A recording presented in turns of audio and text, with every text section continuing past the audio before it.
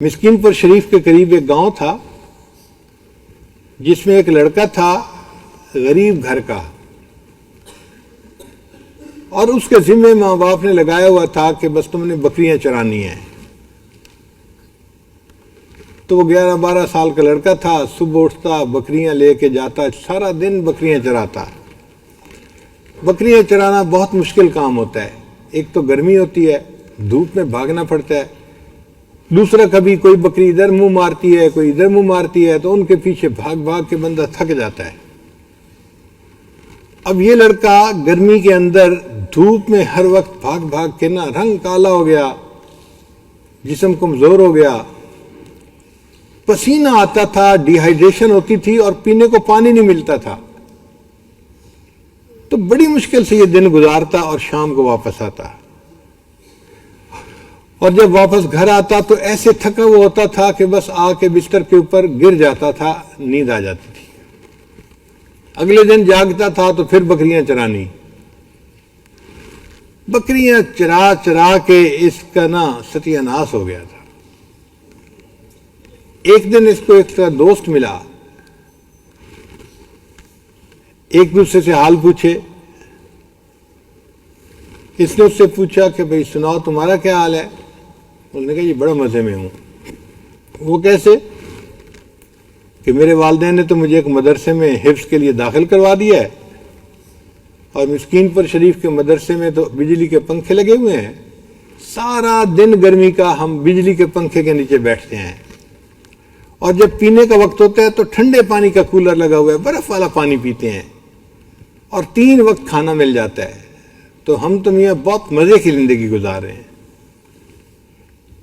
اس لڑکے نے کہا کہ یار میرا تو کوئی حال نہیں، میں تو سارا دن بکریاں چرا چرا کے تھک جاتا ہوں، اور میرا تو دل کرتا ہے میں سب کچھ چھوڑ چھاڑ کے کہیں بھاگ جاؤں۔ اس نے کہا کہ تم بھاگتے کیوں؟ میرے ساتھ آ کے مدرسے میں داخلہ لے لو۔ اس نے کہا تم مجھے لے جاؤ گے؟ اس نے کہا میں لے جاؤں گا اور اپنے استاد صاحب کو کہوں گا آپ کو داخلہ دے دیں۔ لو جی، اگلے دن یہ لڑکا اپنے ماں باپ سے بھاگ کے دوست کے ساتھ مدرسے پہنچ گیا۔ دوست نے مدرسے جا کے بتایا استاد جی میرا ایک پڑوسی ہے، اس کو ماں باپ نے میرے ساتھ بھیجا ہے، آپ اس کو داخلہ دے دیں۔ تو استاد مطمئن ہو گیا کہ چلو بھائی ماں باپ نے بھیجا ہے، اس کو داخلہ دے دیتے ہیں۔ انہوں نے داخلہ دے دیا۔ اب یہ جو بکریاں چرانے والا بچہ تھا، اس نے وہاں پر قرآن پاک یاد کرنا شروع کر دیا۔ اللہ کی شان دیکھیں کہ اتنا یہ ذہین تھا، اس کو خود بھی پتہ نہیں تھا کہ میں اتنا ذہین ہوں، اتنا اچھا سبق یاد کرتا، اس کی کوئی غلطی نہیں آتی تھی، اور پھر اس کی تجوید اتنی اچھی تھی کہ یہ پڑھتا تھا تو بس کوئل جیسی آواز اللہ نے اس کو دی ہوئی تھی۔ یہ پڑھتا تھا تو بس ساری کلاس کے لڑکے اس کا قرآن سنتے رہتے تھے، یہ کتنا اچھا پڑھتا ہے۔ اب جب امتحان ہوتا اس کے 100 میں سے 101، 100 میں سے 101 نمبر۔ ایک مرتبہ ہم وہیں مسکین پور شریف میں تھے، امتحان ہوا تو لسٹ لگی تو اس کے 101 نمبر تھے 100 میں سے۔ میں نے قاری صاحب کو کہا کہ قاری صاحب ہم لوگ بھی یونیورسٹی میں پڑھ کے انجینئر تو بنے ہیں، لیکن لگتا ہے کہ ہمیں آپ سے گنتی نئے سر سے پھر سیکھنی پڑے گی۔ کہنے لگے وہ کیوں؟ میں نے کہا 100 میں سے 101 نمبر کیسے آ جاتے ہیں بھائی؟ کل نمبر تو 100 ہیں، تو 101 نمبر کہاں سے آ گئے؟ انہوں نے کہا بھائی 100 میں سے 100 نمبر تو یہ لیتا ہے، اور اتنا اچھا یہ پڑھتا ہے کہ اس کو اعزازی طور پہ ہم 1 نمبر اپنے پاس سے دے دیتے ہیں، اس لیے 100 میں سے 101 نمبر اس کے ہوتے ہیں۔ اور واقعی ایک دن ہم نے اس کو دیکھا اپنی آنکھوں سے، عصر کے بعد بچے پڑھ رہے تھے اور میں اپنے کمرے میں بیٹھا مراقبہ کر رہا تھا۔ اچانک سورہ یوسف پڑھنے کی آواز آئی۔ اب مراقبے میں وہ آواز جب مجھے سنائی دی تو میں حیران، یا اللہ ایسی آواز سے اتنی اچھی سورہ یوسف کون پڑھ رہا ہے؟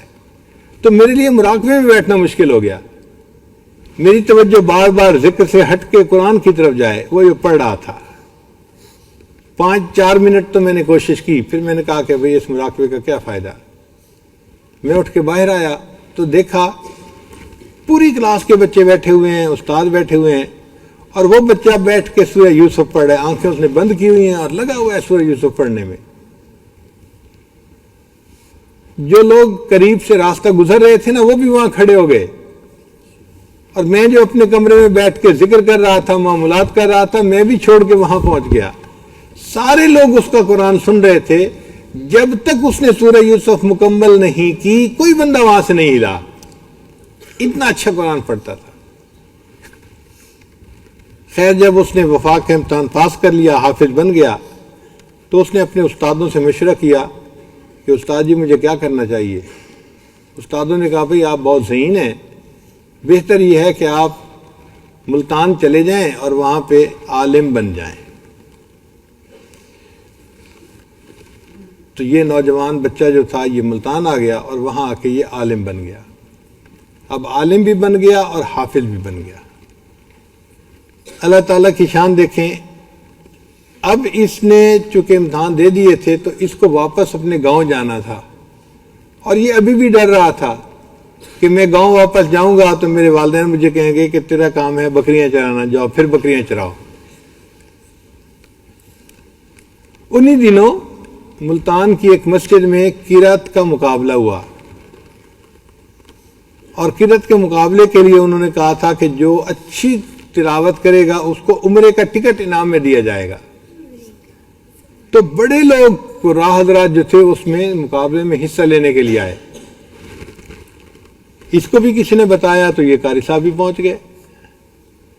اللہ کی شان دیکھیں کہ مسجد کمیٹی والوں نے ایک عربی شیخ کو بلایا ہوا تھا، وہ بھی کسی مقصد سے اسلام آباد میں اس سے ملاقات ہوئی تھی، کوئی عرب کے رہنے والے تھے۔ ان کو انہوں نے قاضی بنا دیا، جج بنا دیا کہ جی یہ فیصلہ کریں گے کہ سب سے اچھی قرات کس نے کی۔ سب قرآن پاک پڑھا۔ جب اس قاری صاحب کے قرآن پڑھنے کی باری آئی نا تو انہوں نے اتنا اچھا پڑھا کہ سننے والوں کا دل مو لیا، انہوں نے دل خوش ہو گیا ان کا۔ سننے کے بعد ہر بندہ کہتا تھا کہ جی سب سے اچھا قرآن پاک انہوں نے پڑھا ہے۔ اب عمرے کی ٹکٹ کا رزلٹ اناؤنس ہونا تھا، تو وہ جو عربی شیخ تھے وہ سٹیج پہ آئے اور انہوں نے کہا کہ بھئی میری ذمہ داری تھی کہ میں اناؤنس کروں کہ کون فرسٹ آیا ہے۔ تو انہوں نے اس بچے کا نام لیا کہ انہوں نے سب سے بہتر قرآن پاک پڑھا ہے، اور اس کو ایک انعام دیا جائے گا مسجد کمیٹی کی طرف سے، وہ عمرے کا ٹکٹ ہے، اور ایک انعام دیا جائے گا میری طرف سے کہ میں اس کا قرآن سن کے جو خوش ہوا ہوں۔ اس کو 2 انعام ملیں گے۔ اب مجمع حیران۔ تو پہلے تو اس عربی شیخ نے ٹکٹ ان کو پکڑائی، یہ جی عمرے کی ٹکٹ ہے، یہ آپ کو انعام مل گیا۔ اب مجمع حیران ہے کہ بھئی اس کو دوسرا انعام کون سا ملتا ہے؟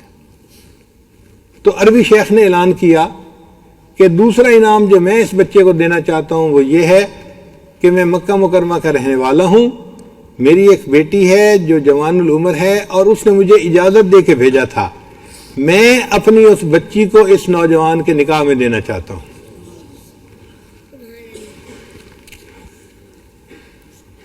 اس لڑکے نے اپنے استاد سے مشورہ کیا، استاد نے کہا تو دیہات کا رہنے والا ہے، تجھے کس نے رشتے دینے ہیں؟ تیری قسمت ہے، اگر عربی شیخ تجھے رشتہ دے رہا ہے تو قبول کر لے۔ لڑکے نے ہاں کر دی، اور اسی مجلس میں اس کا نکاح بھی پڑھا دیا گیا۔ اللہ کی شان دیکھیں کہ جب نکاح ہو گیا تو دوسرے دن عربی شیخ نے کہا بھئی اب آپ کا نکاح میری بیٹی سے ہو چکا ہے، اب آپ میرے ساتھ سعودی ایمبیسی چلیں۔ وہ اس کو لے کے اسلام آباد چلا گیا۔ جو سعودی ایمبیسیڈر تھا نا وہ اس عربی شیخ کا دوست تھا۔ اس نے بتایا کہ جی میں نے اپنی بیٹی اس کے نکاح میں دی ہے اور اس کا اقامہ بننا ہے، فلاں بننا ہے، اور اس نے کہا جی کہ میں اس کو 5 سال کا ویزا لگا کے دے دیتا ہوں، آپ اس کو اپنے ساتھ ہی عرب لے جائیں اور وہیں پہ پھر اس کا اقامہ بھی بنوا دیں۔ اللہ کی شان دیکھیں کہ وہ عربی شیخ جو تھا اس نے اس نوجوان کا ویزا لگوایا، پھر اس کی ٹکٹ بنوائی اور اپنے ساتھ اس کو لے کر مکہ مکرمہ چلا گیا۔